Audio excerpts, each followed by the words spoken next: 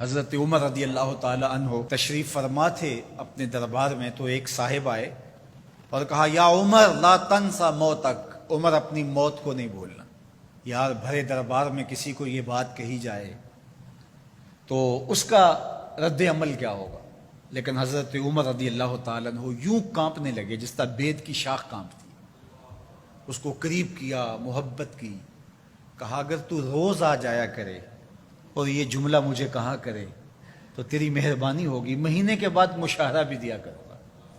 روز آتا ہے، بھری مجلس میں کہتا ہے عمر موت کو نہیں بھولنا۔ ایک دن وہ آیا، آپ نے اسے بلایا، محبت کی اور اس کو مشاہرہ دیا اور الوداع کہنا چاہا تو اس نے کہا کہ میرے سے کوئی گستاخی ہو گئی؟ کہا نہیں، کوئی ایسی بات نہیں۔ کوئی اور شخص آنے لگا؟ فرمایا نہیں۔ تذکیر موت کی ضرورت نہیں رہی؟ فرمایا نہیں، ایسی بھی کوئی بات نہیں۔ تو پھر مجھے چھٹی کیوں دی جا رہی ہے؟ تو حضرت عمر رضی اللہ تعالیٰ عنہ رو پڑے، داڑھی پہ ہاتھ رکھا، ایک بال الگ کیا، کہا یہ دیکھ میری داڑھی میں سفید بال آ گیا، اب تیرے آنے کی ضرورت نہیں ہے، یہ بال ہی مجھے موت یاد کرواتا رہے۔ ہماری تو پوری داڑھی بھی سفید ہو جائے نا۔ میاں صاحب بولے ہڈیاں کمبن گوڈے کھڑکن تے اڑ گیا لک تیرا، ہڈیاں کمبن گوڈے کھڑکن تے اڑ گیا لک تیرا، اجے بھی بدیوں باز نہ آئوں جیو مرد دلیرا، فما اصبرہم علی النار۔ اللہ قرآن مجید میں فرماتا ہے لوگوں کا آگ پر کتنا حوصلہ ہے، کتنی ڈٹائی سے، دلیری سے کہہ دیتے ہیں یہ جہاں مٹھا اگلا کس نے ڈٹھا۔ جب ہم کسی کے جنازے کو کندھا دیتے تو ہم سمجھتے ہیں اسی کے جنازے کو کندھا دیا، یہ نہیں سوچتے کہ یہ وقت ہمارے اوپر بھی آنے والا ہے۔ خیر کن فلاں و غنیمت شمار عمر، زاں کے بیشتر بانگ برآیت کے فلاں نماد۔ شیخ سعدی فرماتے ہیں کہ اے صاحب نیکی کر لے اور غنیمت شمار کر اس عمر کو، اس سے قبل کہ تیرے لیے بھی اعلان ہو جائے کہ فلاں بھی چلا گیا۔ پہلے تو سپیکروں میں اعلان ہوتا تھا، فیس بک پہ خبر آتی ہے فلاں بھی چلا گیا، فلاں بھی چلا گیا۔ اس سے قبل کہ یہ آواز آ جائے، یہ اعلان ہو جائے، یہ خبر مشتہر ہو جائے کہ فلاں بھی چلا گیا، تو یہ خبر آنے والی ہے، آج نہیں تو کل، کل نہیں تو پرسوں۔ تو کہا کثرت کے ساتھ موت کو یاد کرو، اس سے تمہارے دلوں کا زنگ اترے گا، تم اپنی آخرت کی طرف متوجہ ہو گئے۔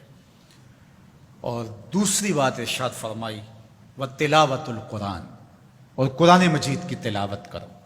قرآن مجید کی تلاوت اگر تمہاری زندگی کا معمول بن گیا تو تلاوت ایسا نور ہے جو دلوں کے زنگ اتار دیتا ہے اور اللہ کی معرفت کا رنگ چڑھا دیتا ہے۔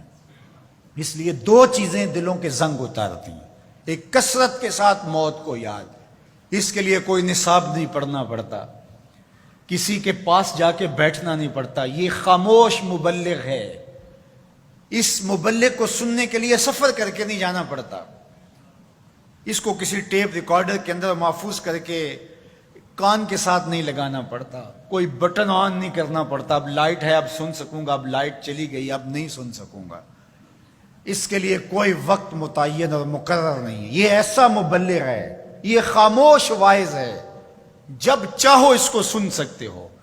تو کثرت کے ساتھ موت کو یاد کرنا یہ تمہارے لیے دلوں کے زنگ اتارنے کا سبب۔ اور دوسری چیز ارشاد فرمائی وَتِلَاوَةُ الْقُرْآنِ، اور قرآن مجید کی تلاوت۔ جب قرآن مجید کی تلاوت معمول زندگی بن جاتی ہے تو دلوں کے زنگ قرآن مجید اتارتا ہے۔